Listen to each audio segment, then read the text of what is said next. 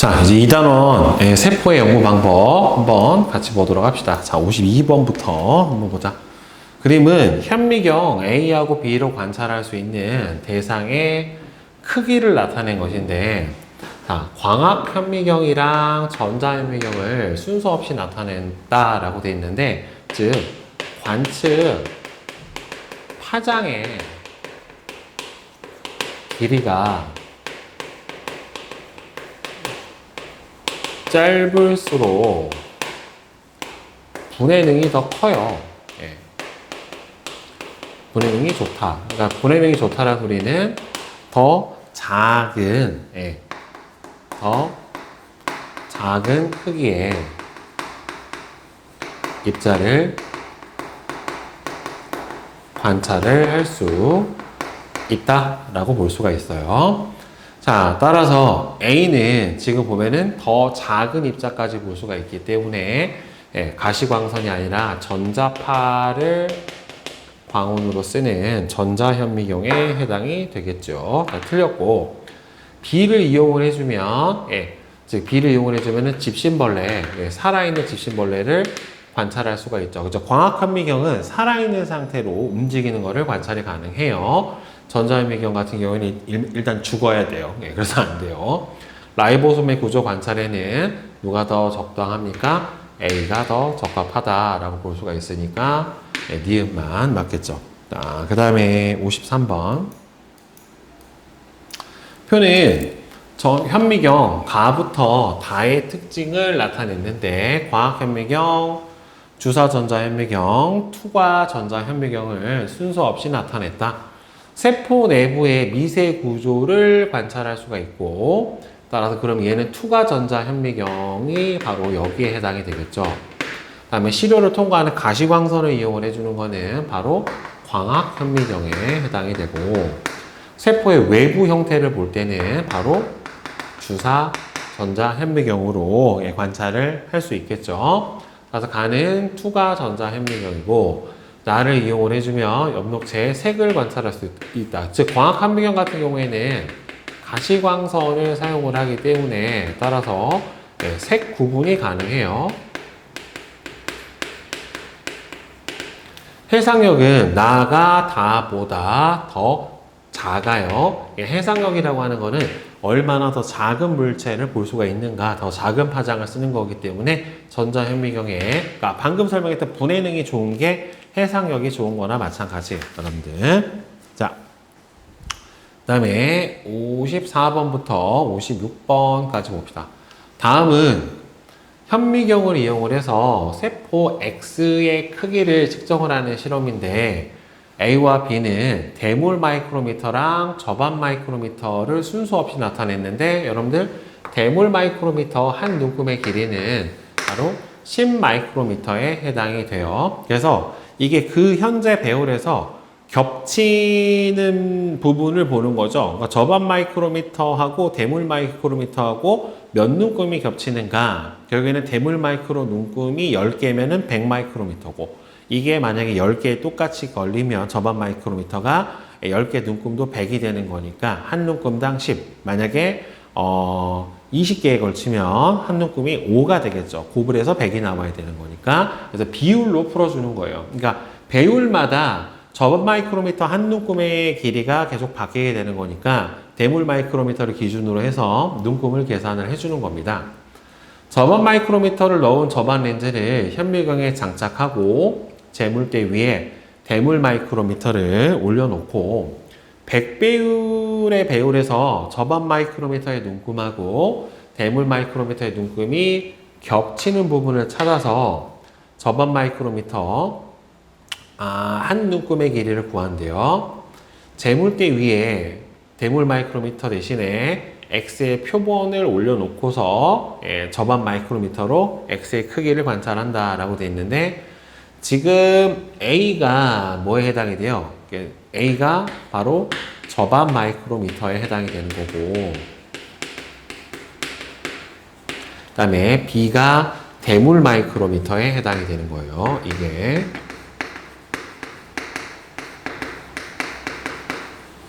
자, 지금 보면은 총 10눈금하고 대물 마이크로미터도 몇 눈금이 겹쳤냐면은 10눈금이 겹쳤단 말이에요. 그렇죠? 그러면 보통 저반 마이크로미터 눈금수 겹치는 부분에서 저반 마이크로미터 눈금수분의 대물 마이크로미터 눈금수에다가 곱하기 한 눈금당 10 마이크로미터를 곱해주면 이게 저반 마이크로미터 한 눈금의 길이에 해당이 된다는 말이에요. 지금 10개랑 10개랑 겹쳤잖아요. 그렇죠? 그러니까 10개랑 10개랑 겹쳤으니까 이 값이 1이니까 실제로 나에서 저반 마이크로미터 한 눈금의 길이는 10 마이크로미터에 해당이 될 거고, 지금 15부터 25까지 총 10눈금에 겹쳤으니까 이 세포의 사이즈는 얼마가 되겠어요? 한 눈금이 10이니까 100 마이크로미터에 해당이 될 거예요. 그죠? 자, 따라서 다해서 측정한 X의 크기는 100 마이크로미터에 해당이 되겠죠. 56번 같은 문제, 자주 나오는 문제 중에 하나인데, 그러니까 현미경의 배우를 현재 상태에서 100배에서 200배로 높였어요. 즉, 현재 상태에서 현미경의 배우를 n배로 증가를 시켜버리게 되면은 저반 마이크로미터에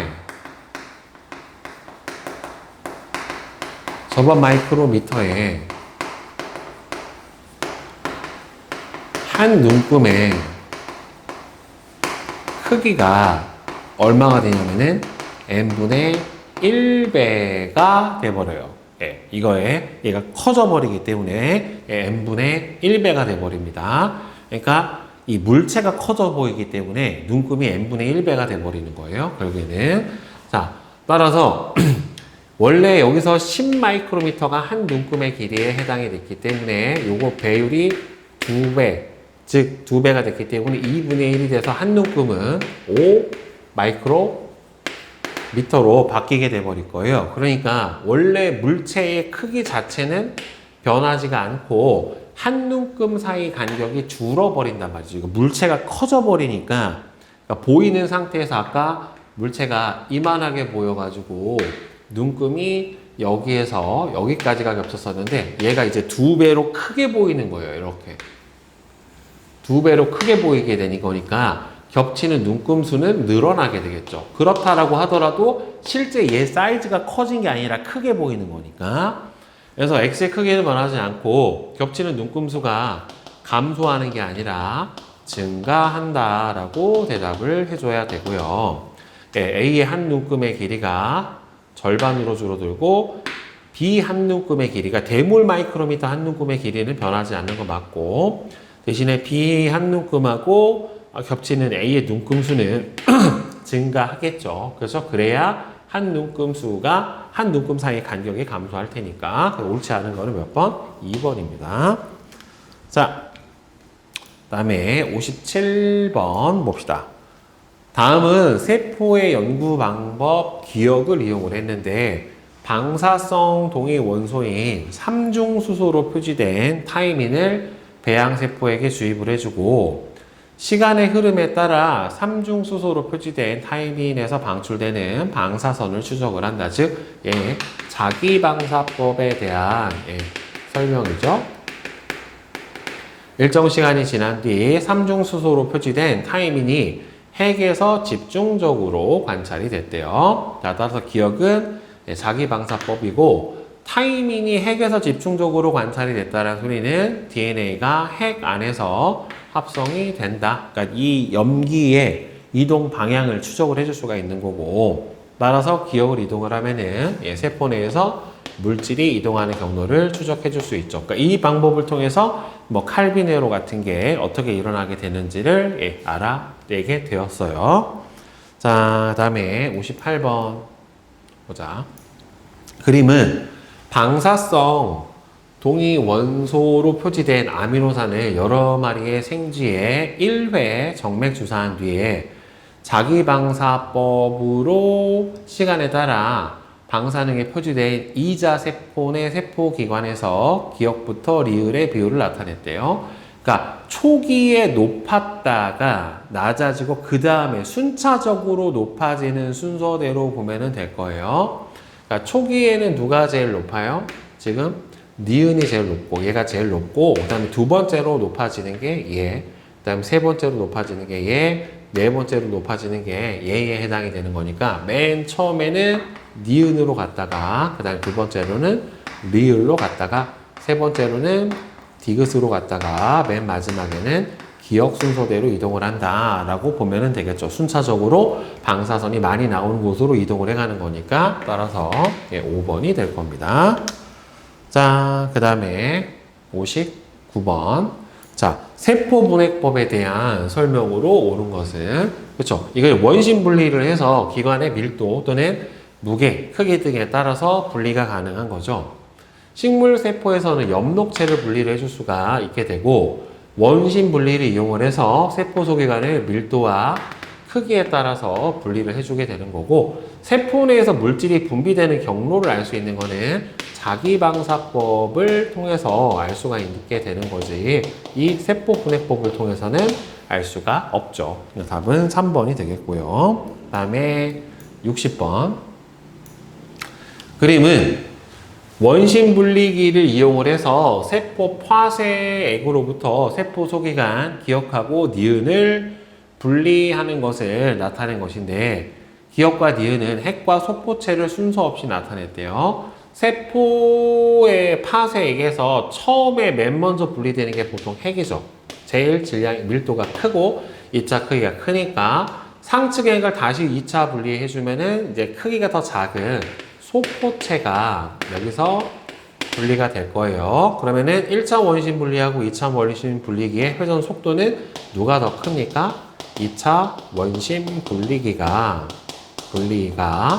1차보다 더 크죠. 왜? 더 세게 가속을 시켜줘야, 더 빠른 속도로 가속을 시켜줘야 더 큰 원심력이 작용을 해서 작은 물질도 분리가 가능하기 때문에 그런 거고, 따라서 입자 크기가 핵이 소포체보다 크기 때문에 더 느린 속도에서 먼저 분리되고 소포체가 나중에 분리가 될 거예요. 그래서 기역이 핵이고 니은이 소포체가 되겠죠. 자, 그 다음에 62번.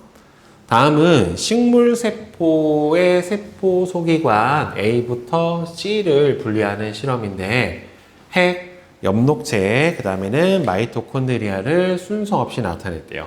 세포벽을 제거한 식물 세포를 파쇄를 해서 세포 파쇄액을 얻어내고, 가해 세포의 파쇄액을 10분 동안, 1000G로, 그러니까 중력 가속도의 1000배로 10분 동안 원심 분리해서 상층액과 침전물을 분리를 하고, 맨 처음에 침전물로부터는 핵을 얻어낼 거예요.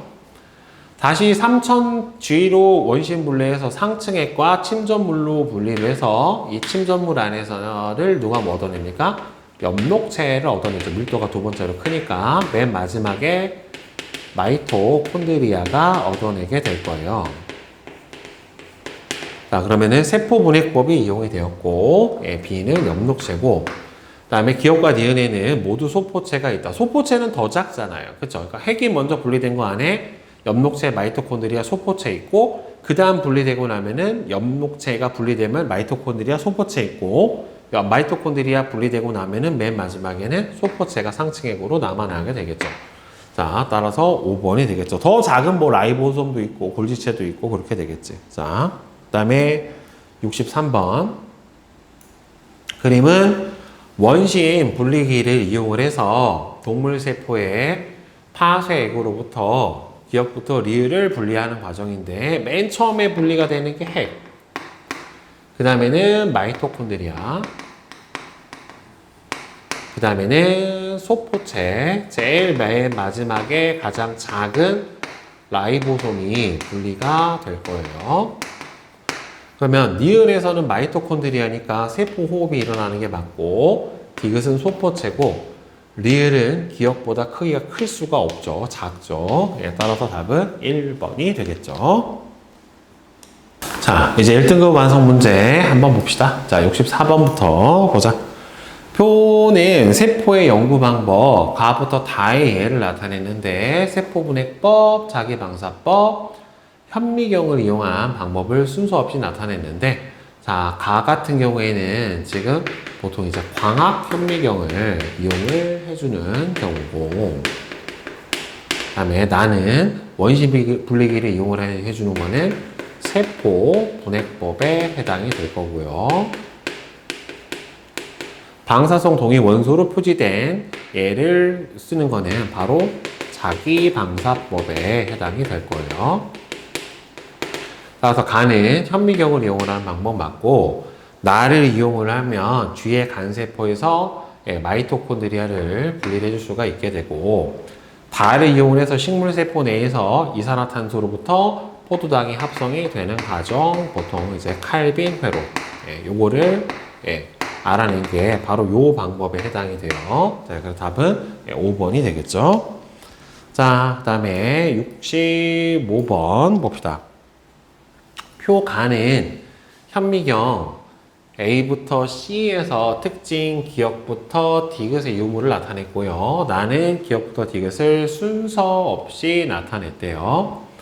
자, 광학현미경, 주사전자현미경, 투가전자현미경이고 A하고 B는 X하고 O를 순서 없이 나타냈는데 전자현미경에 속하는 거는 결국에는 주사전자현미경이랑 투가전자현미경이랑 두 가지고 가시광선을 이용을 해주는 거는 바로 광학현미경에 해당이 되는 거고 살아있는 세포의 색을 관찰할 수 있는 거는 바로 광학현미경만 가능해요.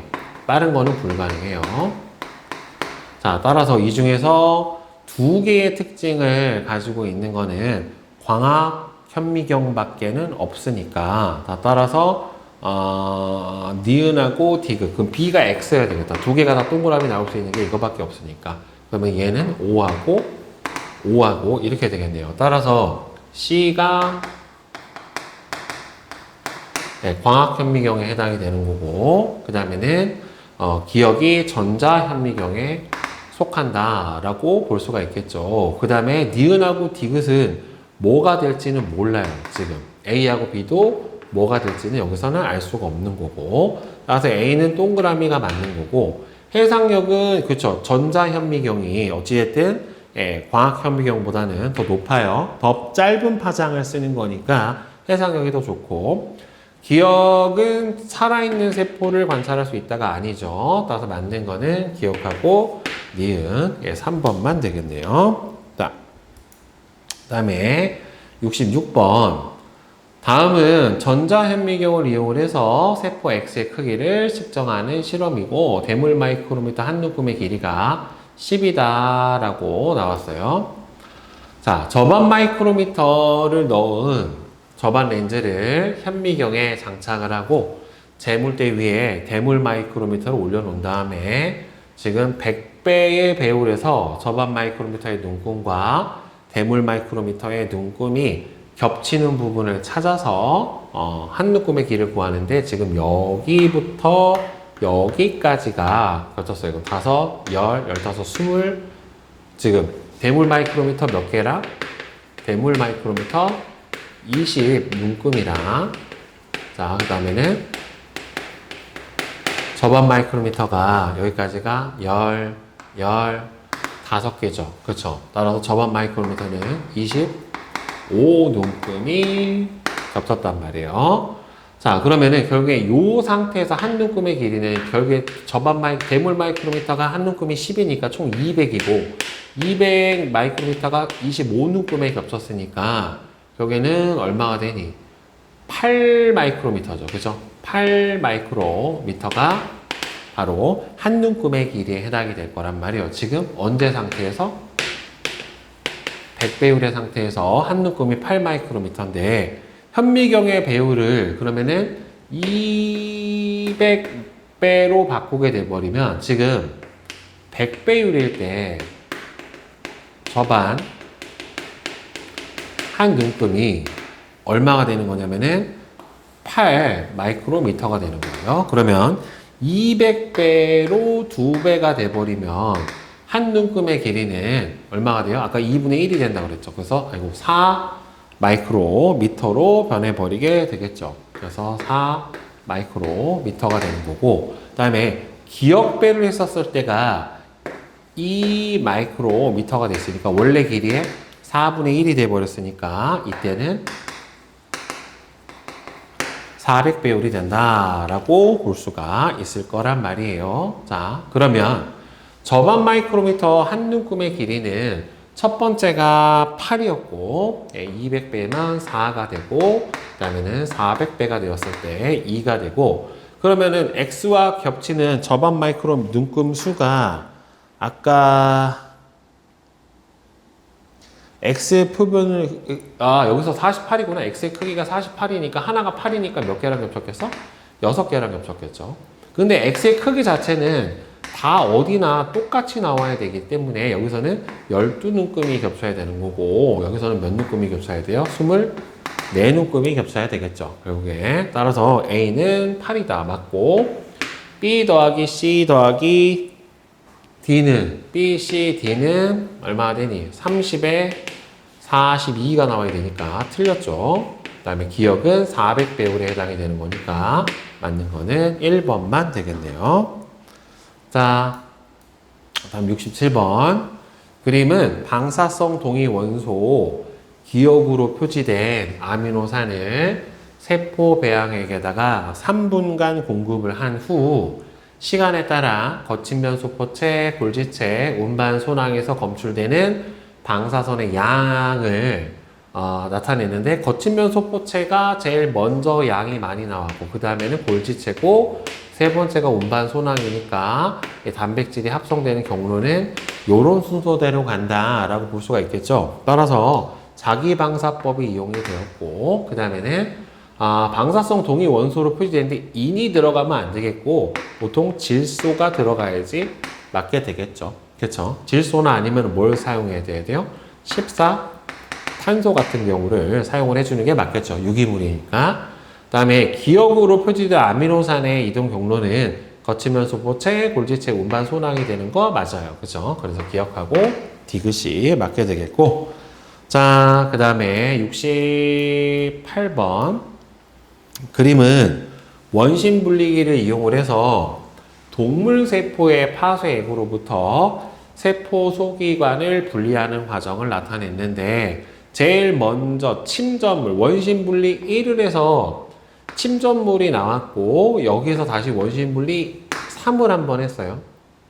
그럼 얘는 상층액을 갖다가 원심 분리를 한 거고, 얘는 침전물을 다시 원심 분리를 했으니까, 그럼 침전물 밑에서 원심 분리된 게 위에가 핵이고, 그 다음에는 그 위에 뭐가 나왔겠어?